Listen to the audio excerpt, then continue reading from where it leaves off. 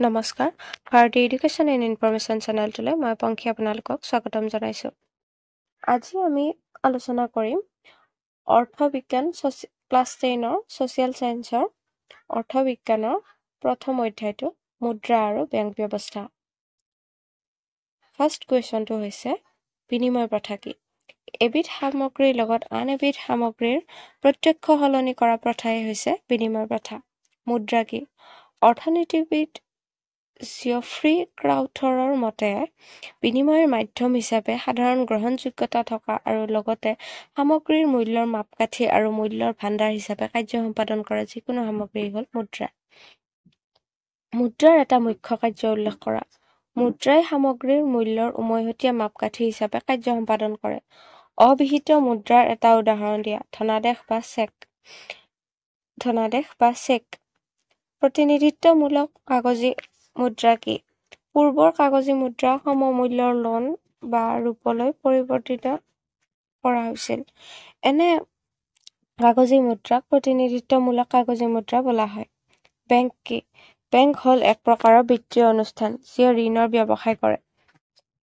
ভাৰতীয় reserve bank কোন চনত স্থাপিত হৈছিল? 1935 চনত। চলিত আমানত কি? যি ধৰণৰ আমানতত সঞ্চয় কৰিলে বা জমা ৰাখিলে সঞ্চয়কাৰীয়ে নিজৰ সঞ্চয় যিকোনো সময়তে চেকৰ যোগেদি উলিয়াই আনিব পাৰে তেনে আমানতকে চলিত আমানত বোলে। সংগতিবিহীনভাৱে বিনিময় প্ৰথাত কিদৰে সমস্যাৰ সৃষ্টি হয়? এজন ব্যক্তিৰ অভাৱ আন এজন ব্যক্তিৰ অভাৱৰ সৈতে সংগতি নথকাই অভাৱৰ পাৰস্পৰিক সংগতিহীনতা বুলি কোৱা হয়। অৰ্থাৎ বিনিময় প্ৰথা কাৰ্যকৰী হোৱাৰ বাবে দুজন ব্যক্তিৰ অভাৱ পৰস্পৰ পৰিপূৰক হ'ব লাগে। উদাহৰণস্বৰূপে এজন ব্যক্তিয়ে কাপোৰৰ সলনি চাউল বিচাৰে আৰু আন এজন ব্যক্তিয়ে চাউলৰ সলনি কাপোৰ বিচাৰিলে অভাৱৰ পৰস্পৰ সংগতি থকা বুলি কোৱা হয়। কিন্তু কাপোৰৰ গৰাকীয়ে যদি কাপোৰৰ পৰিৱৰ্তে চাউল নিবিচাৰি সৰিয়হৰ তেল বিচাৰে তেতিয়া তাক অভাৱ পাৰস্পৰিক গৰাকীয়ে যদি কাপোৰৰ পৰিৱৰ্তে চাউল নিবিচাৰি সৰিয়হৰ তেল বিচাৰে তেতিয়া তাক অভাৱৰ পাৰস্পৰিক সংগতিহীনতা বুলি কোৱা হয়। বিনিময় প্ৰথাত অভাৱৰ এই পাৰস্পৰিক সংগতিহীনতা লক্ষণীয় বিষয়। মূল্যৰ ভাণ্ডাৰ কি? মূল্যৰ ভাণ্ডাৰ বুলিলে কি বুজা? মূল্যক সা-সামগ্ৰীৰ মূল্যৰ ভাণ্ডাৰ বুলি কোৱা হয়। কাৰণ সা-সামগ্ৰী বেছি দিনলৈ সঞ্চয় কৰি ৰাখিব নোৱাৰি। বিনিময় প্ৰথাত সঞ্চয়ৰ ভাণ্ডাৰ নাছিল। মুদ্ৰা ব্যৱস্থাত মুদ্ৰা সঞ্চয় কৰি ৰাখিব পাৰি। সামগ্ৰীৰ দৰে মুদ্ৰা নষ্ট হৈ নাযায়। ইয়াক বেংকত জমা ৰাখিব পাৰি আৰু প্ৰয়োজন সাপেক্ষে যিকোনো সময়ত উলিয়াই সা-সামগ্ৰী ক্ৰয় কৰিব পাৰি। সেয়ে মুদ্ৰা হ'ল সা-সামগ্ৰীৰ মূল্যৰ ভাণ্ডাৰ। নেক্সট হৈছে মুদ্ৰাৰ কোনটো বৈশিষ্ট্য সবাতোকৈ গুৰুত্বপূৰ্ণ আৰু কিয়? মুদ্ৰাৰ সবাতোকৈ গুৰুত্বপূৰ্ণ বৈশিষ্ট্যটো হৈছে ইয়াৰ সাধাৰণ গ্ৰহণযোগ্যতা। এই বৈশিষ্ট্য অবিহনে মুদ্ৰা বিনিময়ৰ মাধ্যম হ'ব নোৱাৰে। মুদ্ৰাৰ তাৰল্য গুণ কি? যিকোনো মুদ্ৰাক সমমূল্যৰ সা-সামগ্ৰীলৈ তৎক্ষণাৎ আৰু প্ৰত্যক্ষভাৱে ৰূপান্তৰ কৰিব পৰা গুণটোকে মুদ্ৰাৰ তাৰল্য গুণ বুলি কোৱা হয়। মুদ্ৰা সা-সামগ্ৰীৰ উমৈহতীয়া মাপকাঠি ব্যাখ্যা কৰা। মুদ্ৰাই মূল্যৰ মাপকাঠি হিচাপে কাৰ্য কৰে। মুদ্ৰাৰ মাধ্যমেৰে সকলো সা-সামগ্ৰী আৰু সেৱা কাৰ্যৰ মূল্য নিৰূপণ কৰা হয়। কোনো এটা বস্তু ক্ৰয় কৰাৰ বাবে যি পৰিমাণৰ মুদ্ৰা প্ৰদান কৰিব লাগে তাকে বস্তুটোৰ দাম বুলি কোৱা হয়। সসীম বিহিত আৰু অসীম বিহিত মুদ্ৰাৰ পাৰ্থক্য কি? যি বিহিত মুদ্ৰাৰ সহায়ত সসীম মূল্যৰ লেনদেনহে সম্পন্ন কৰিব পাৰি সেই মুদ্ৰাক সসীম বিহিত মুদ্ৰা বুলি কোৱা হয়। আনহাতে অধিক মূল্যৰ মুদ্ৰা হ'ল অসীম বিহিত মুদ্ৰা যেনে চেক মুদ্ৰা। আঞ্চলিক গ্ৰাম্য বেংকে কি কাৰ্য সম্পাদনা কৰে? আঞ্চলিক গ্ৰাম্য বেংকে সম্পাদনা কৰা মূল কাম হৈছে দুটা। প্ৰথমটো হৈছে বেপাৰী মহাজন সকলৰ পৰা অত্যাধিক সুদ দি ঋণ গ্ৰহণ কৰা আৰু গ্ৰাম্য কৃষকসকলক সকাহ দিয়াৰ উদ্দেশ্যে অতি কম সুদত ঋণ প্ৰদান কৰা। নেক্সট হৈছে গ্ৰাম্য সঞ্চয় সংগ্ৰহ কৰি বিভিন্ন উৎপাদনমূলক কাৰ্যত সেই সঞ্চয় ব্যয় কৰা। নেক্সট হৈছে অনা বেংক প্ৰতিষ্ঠানসমূহ কি অৰ্থত বেলেগ? অনা বেংক বিত্তীয় প্ৰতিষ্ঠানসমূহত চেকৰ দ্বাৰা লেনদেন কাৰ্য সম্পাদন কৰিব নোৱাৰি। এই বৈশিষ্ট্যই হ'ল বিত্তীয় প্ৰতিষ্ঠানৰ লগত ইয়াৰ পাৰ্থক্য। বিনিময় প্ৰথাৰ 4টা অসুবিধা লিখা। পণ্য বিনিময় প্ৰথাৰ অসুবিধাসমূহ হ'ল প্ৰথমটো হৈছে মূল্য নিৰ্ধাৰণৰ অসুবিধা। পণ্য বিনিময় প্ৰথাত দ্ৰব্যৰ মূল্যাংকনৰ ক্ষেত্ৰত সমস্যাৰ সৃষ্টি হয়। বিনিময়ৰ ক্ষেত্ৰত বিভিন্ন সামগ্ৰীৰ মূল্য নিৰ্ধাৰণৰ উমৈহতীয়া নাথাকে।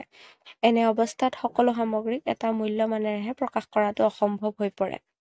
অৰ্থাৎ পণ্য ব্যৱসায় অৰ্থাৎ পণ্য বিনিময় প্ৰথাত এটা বস্তুৰ কিমান পৰিমাণৰ বিপৰীতে আনটো বস্তুৰ কিমান পৰিমাণ সংগ্ৰহ কৰা হ'ব তাৰ কোনো নিৰ্দিষ্ট মাপকাঠি নাথাকে। নেক্সট হৈছে বিভাজ্যতাৰ অসুবিধা। সামগ্ৰীসমূহৰ অবিভাজ্যতাই বিনিময় প্ৰথাত সমস্যাৰ সৃষ্টি কৰে। কিছুমান সামগ্ৰী অবিভাজনীয়, উদাহৰণস্বৰূপে হাতীৰ সলনি কিমান পৰিমাণৰ চাউলৰ বিনিময় কৰা হ'ব তাক নিৰ্ধাৰণ কৰিব নোৱাৰি, কাৰণ চাউলৰ পৰিমাণ অনুযায়ী হাতীক ভাগ কৰিব নোৱাৰি। নেক্সট হৈছে অভাৱৰ পাৰস্পৰিক সংগতিহীনতা। এজন ব্যক্তিৰ অভাৱ আন এজন ব্যক্তিৰ অভাৱৰ সৈতে সংগতি নথকাটোৱেই অভাৱৰ পাৰস্পৰিক সংগতিহীনতা বুলি কোৱা হয়। অৰ্থাৎ বিনিময় প্ৰথা কাৰ্যকাৰী হোৱাৰ বাবে দুজন ব্যক্তিৰ অভাৱ পৰস্পৰ পৰিপূৰক হ'ব লাগে। উদাহৰণস্বৰূপে এজন ব্যক্তিয়ে কাপোৰৰ সলনি চাউল বিচাৰে আৰু আন এজন ব্যক্তিয়ে চাউলৰ সলনি কাপোৰ বিচাৰিলে অভাৱৰ পৰস্পৰ সংগতি থকা বুলি কোৱা হয়। কিন্তু কাপোৰৰ গৰাকীয়ে যদি কাপোৰৰ পৰিৱৰ্তে চাউল নিবিচাৰি সৰিয়হৰ তেল বিচাৰে তেতিয়া এটা অভাৱৰ পাৰস্পৰিক সংগতিহীনতা বুলি কোৱা হয়। বিনিময় প্ৰথাত অভাৱৰ সেই পাৰস্পৰিক সংগতিহীনতা লক্ষণীয় বিষয়। নেক্সট হৈছে মূল্য ভাণ্ডাৰৰ অভাৱ। বিনিময় ব্যৱস্থাত যিবোৰ সামগ্ৰী বিনিময় কৰা হয় সেইবোৰ সামগ্ৰী বেছি দিনলৈ সঞ্চয় কৰিব ৰাখিব নোৱাৰি। বিনিময় প্ৰথাত সঞ্চয়ৰ ভাণ্ডাৰ নাই। মুদ্ৰা ব্যৱস্থাত মুদ্ৰা সঞ্চয় কৰি ৰাখিব পাৰি। সামগ্ৰীৰ দৰে মুদ্ৰা নষ্ট হৈ নাযায়। ইয়াক বেংকত জমা ৰাখিব পাৰি আৰু প্ৰয়োজন সাপেক্ষে যিকোনো সময়ত উলিয়াই সামগ্ৰী ক্ৰয় কৰিব পাৰি। নেক্সট কুৱেশ্যন হৈছে মুদ্ৰাৰ যিকোনো 4টা প্ৰধান বৈশিষ্ট্য লিখা। মুদ্ৰাৰ 4টা প্ৰধান বৈশিষ্ট্য হ'ল ফাৰ্ষ্টটো হৈছে মুদ্ৰাৰ সাধাৰণ গ্ৰহণযোগ্যতা থাকিব লাগিব, নহ'লে এই বিনিময়ৰ মাধ্যম হ'ব নোৱাৰে। নেক্সটটো হৈছে মুদ্ৰাৰ গ্ৰহণযোগ্যতা সহজ হ'ব লাগিব, আন সকলো সামগ্ৰীতকৈ ই বেলেগ হ'ব লাগিব। মুদ্ৰাৰ চিনাক্তকৰণ সহজ নহ'লে সামগ্ৰী ক্ৰয় বিক্ৰয়ত জটিলতাই দেখা দিব। নেক্সট হৈছে মুদ্ৰা সহজতে নষ্ট হৈ যোৱা সামগ্ৰীত হ'ব নোৱাৰে। মাছ, কণী, গাখীৰ, শাক-পাচলি আদি মুদ্ৰা হ'ব নোৱাৰে, কাৰণ এইবোৰ সামগ্ৰী বেছি দিনলৈ সঞ্চয় কৰি ৰাখিব নোৱাৰি। নেক্সট হৈছে মুদ্ৰা সমজাতীয় বা পূৰ্ণ সাদৃশ্যযুক্ত হ'ব লাগিব, অৰ্থাৎ একেধৰণৰ মুদ্ৰাবোৰৰ আকাৰ সদৃশ হ'ব লাগিব। নেক্সট হৈছে মুদ্ৰাই সম্পাদন কৰা 4টা প্ৰধান কাৰ্য ব্যাখ্যা কৰা। মুদ্ৰাৰ প্ৰধান কাৰ্যাৱলী তলত আলোচনা কৰা হ'ল। ফাৰ্ষ্টটো হৈছে বিনিময়ৰ মাধ্যম। মুদ্ৰাক সকলো সামগ্ৰী বা সেৱা কাৰ্যৰ বিনিময়ৰ মাধ্যম হিচাপে ব্যৱহাৰ কৰিব পাৰি। মুদ্ৰাৰ যোগেদি ব্যৱহাৰ কৰা হয়। মুদ্ৰাৰ যোগেদি বজাৰত ক্ৰেতা আৰু বিক্ৰেতাই বস্তুৰ বিনিময় সম্পন্ন কৰে। ক্ৰেতা এজনে এক নিৰ্দিষ্ট পৰিমাণৰ মূল্য প্ৰদান কৰি এক নিৰ্দিষ্ট পৰিমাণৰ দ্ৰব্য সংগ্ৰহ কৰে। নেক্সট হৈছে মূল্যৰ মাপকাঠি। মুদ্ৰাই মূল্যৰ মাপকাঠি হিচাপে কাৰ্য কৰে। মুদ্ৰাৰ মাধ্যমেৰে সকলো সামগ্ৰী আৰু সেৱা কাৰ্য মূল্য নিৰূপণ কৰা হয়। কোনো এটা বস্তু ক্ৰয় কৰাৰ বাবে যি পৰিমাণৰ মুদ্ৰা প্ৰদান কৰিব লাগে তাকে বস্তুটোৰ দাম বুলি কোৱা হয়। মূল্যৰ ভাণ্ডাৰ। মানুহে উপাৰ্জনৰ এটা অংশ সঞ্চয় কৰি ৰাখিব বিচাৰে। মুদ্ৰাৰ যোগেদি এই সঞ্চয় কাৰ্য সম্পাদন কৰা হয়। ইয়াৰ কাৰণ মুদ্ৰাৰ স্থায়িত্ব গুণ অধিক আৰু মুদ্ৰা সঞ্চয় কৰি ৰখা সহজ। অন্যান্য সামগ্ৰীৰ দৰে মুদ্ৰা সহজে নষ্ট নহয়। সঞ্চয়ৰ জৰিয়তে মুদ্ৰা সামগ্ৰীলৈ ৰূপান্তৰ কৰিব পাৰি। নেক্সট হৈছে স্থগিত দেনা পাওনাৰ মানদণ্ড। মুদ্ৰাই ঋণ গ্ৰহণ, ঋণ প্ৰদান আদি সকলো লেনদেনৰ মাধ্যম হিচাপে কাৰ্য কৰে। নেক্সট কুৱেশ্যনটো হৈছে চেক এখন মুদ্ৰা নে? তোমাৰ উত্তৰ সাপেক্ষে যুক্তি দৰ্শোৱা। চেক মুদ্ৰা নহয়, ই মুদ্ৰা পৰিশোধৰ এটা আদেশহে, কিয়নো চেক এখনৰ সাধাৰণ গ্ৰহণযোগ্যতা নাথাকে। কোনো ব্যক্তিয়ে চেক গ্ৰহণ নকৰিলে তেওঁৰ বিৰুদ্ধে কোনো আইনগত ব্যৱস্থা গ্ৰহণ কৰিব নোৱাৰি। সেয়ে চেক মুদ্ৰা নহয়। ইয়াক ধনাদেশ বা নিকট মুদ্ৰা বুলিও কোৱা হয়। নেক্সট হৈছে মুদ্ৰাই সৃষ্টি কৰিব পৰা 4টা প্ৰধান অসুবিধা ব্যাখ্যা কৰা। উত্তৰ হৈছে মুদ্ৰাই সৃষ্টি কৰিব পৰা 4টা প্ৰধান অসুবিধা তলত উল্লেখ কৰা হ'ল। মুদ্ৰাৰ স্থিৰতা নাথাকিলে কেতবোৰ জটিল সমস্যাৰ সৃষ্টি হয়। মুদ্ৰাৰ মূল্য অবিৰামভাৱে হ্ৰাস হ'লে মুদ্ৰাৰ ক্ৰয় ক্ষমতা হ্ৰাস পায়। মুদ্ৰা মূল্য অতিপাত বৃদ্ধি পালে ক্ৰয় ক্ষমতা বৃদ্ধি পায়। ফলত উৎপাদনকাৰীয়ে মুদ্ৰা লোকচান ভৰিব লাগে। মুদ্ৰা অৰ্থনৈতিক সম্পদ আৰু আয় একত্ৰীকৰণৰ এবিধ আহিলা হ'ব পাৰে। মুদ্ৰা সৰ্বোচ্চ মুদ্ৰা অৰ্থনৈতিক ক্ষমতা আহৰণৰ উপায় হৈ উঠে। ই সামাজিক বৈষম্যৰ সৃষ্টি কৰে। মুদ্ৰাৰ প্ৰতি থকা দুৰ্বলতাই সামাজিক মূল্যবোধৰ অৱক্ষয়ৰ কাৰণ হ'ব পাৰে। মুদ্ৰাৰ লোভত মানুহে সমাজত দুৰ্নীতি, অনিয়ম, অবিচাৰ আদি সংঘটিত কৰা দেখা যায়।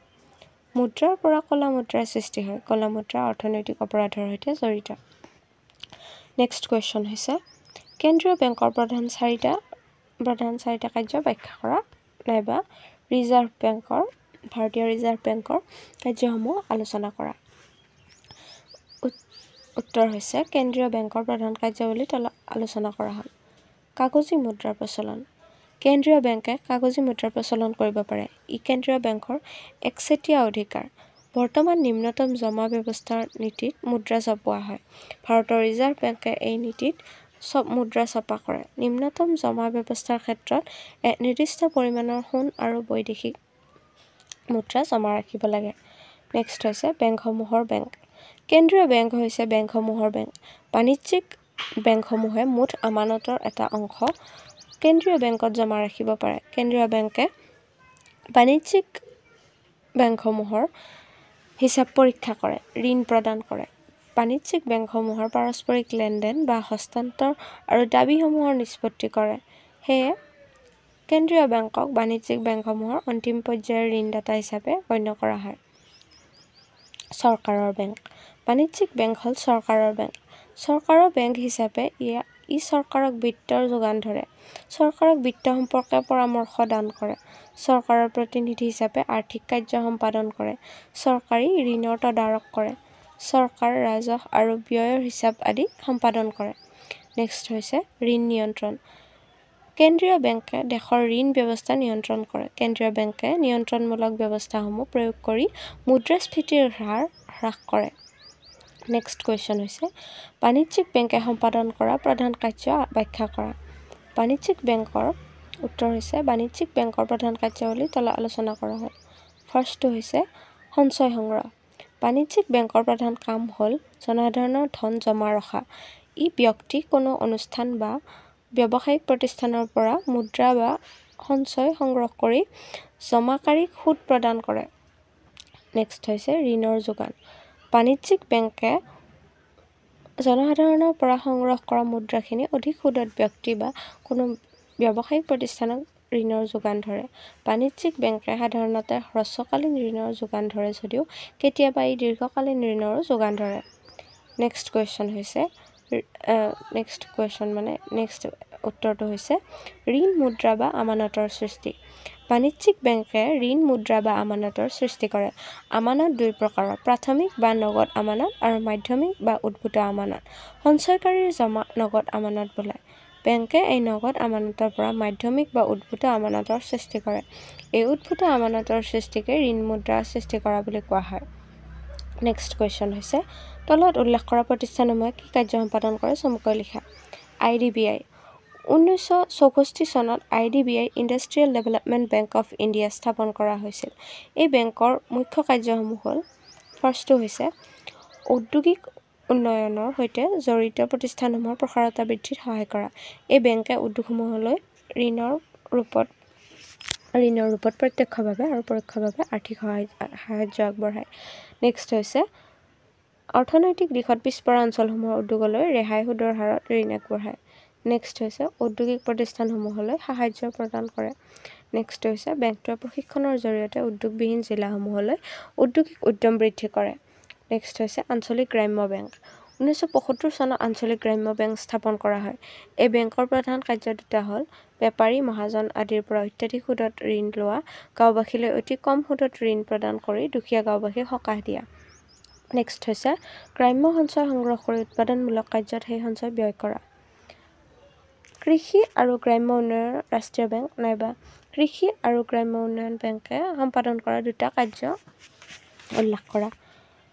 এনচাৰ হৈছে 1982 চনত কৃষি আৰু গ্ৰাম্য উন্নয়নৰ ৰাষ্ট্ৰীয় বেংক নাবাৰ্ড স্থাপন কৰা হৈছিল। ই সম্পাদন কৰা কাৰ্যবোৰ হ'ল গাঁও অঞ্চলত যিমানবোৰ অনুষ্ঠান বিনিয়োগ আৰু উৎপাদনৰ সৈতে জড়িত হৈ আছে আটাইবোৰ শীৰ্ষ বিত্ত যোগানকাৰী প্ৰতিষ্ঠান হ'ল নাবাৰ্ড। ঋণ প্ৰদান কৰা প্ৰক্ৰিয়া, আঁচনিৰ পুনৰীক্ষণ আৰু পৰ্যালোচনা প্ৰশিক্ষণ আদিৰ সুদৃঢ়কৰণকল্পে নাবাৰ্ডে ব্যৱস্থা গ্ৰহণ কৰে। নেক্সট হৈছে সকলোবোৰ বিত্তীয় প্ৰতিষ্ঠান ভাৰত চৰকাৰ, ৰাজ্য চৰকাৰ, ৰিজাৰ্ভ বেংক আদিৰ সৈতে নাবাৰ্ডে সমন্বয় ৰক্ষা কৰে। নেক্সট হৈছে ভাৰতীয় ক্ষুদ্ৰ উদ্যোগ উন্নয়ন বেংক। 1989 চনত সংসদত ভাৰতীয় ক্ষুদ্ৰ উদ্যোগ উন্নয়ন বেংক (চিডবি) আইন গৃহীত হয় আৰু 1990 চনৰ পৰা চিডবি কাৰ্যকৰী হৈ উঠে। ইয়াৰ মুখ্য কাৰ্যালয় লক্ষ্ণৌত অৱস্থিত। চিডবিৰ মুখ্য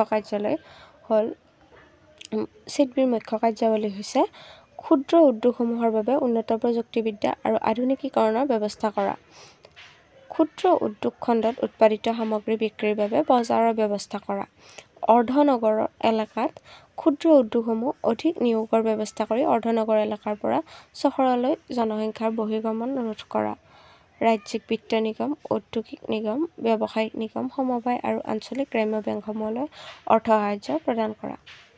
নেক্সট হৈছে কিছুমান 1 মাৰ্কৰ কুৱেশ্যন।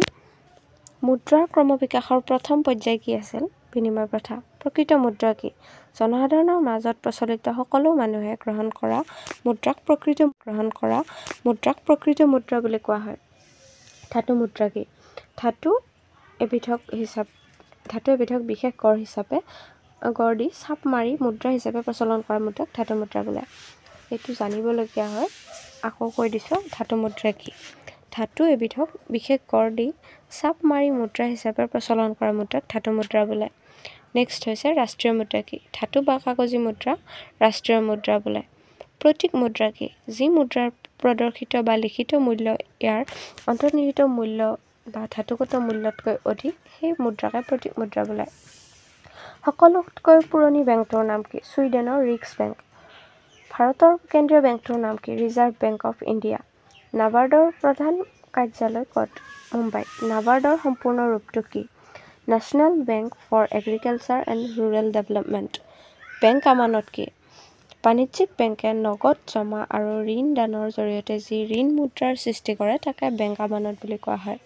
নেক্সট হৈছে পৃথিৱীৰ সবাতোকৈ পুৰণি কেন্দ্ৰীয় বেংক কোনটো? Bank of Hindustan. 1770 চনত ভাৰতত কোনটো বেংক স্থাপন কৰা হৈছিল? Bank of Hindustan. গতিকে ভাৰতৰ পুৰণি বেংক বুলিলে বেংক অফ হিন্দুস্তানো আহিব। ভাৰতীয় কেন্দ্ৰীয় বেংকটোৰ নাম কি?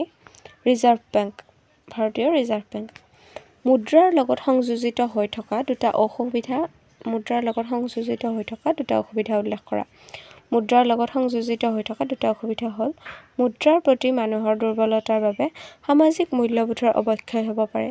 মুদ্ৰাৰ জৰিয়তে মানুহে দুৰ্নীতি, অনিয়ম, অবিচাৰ আদিৰ সৃষ্টি কৰে।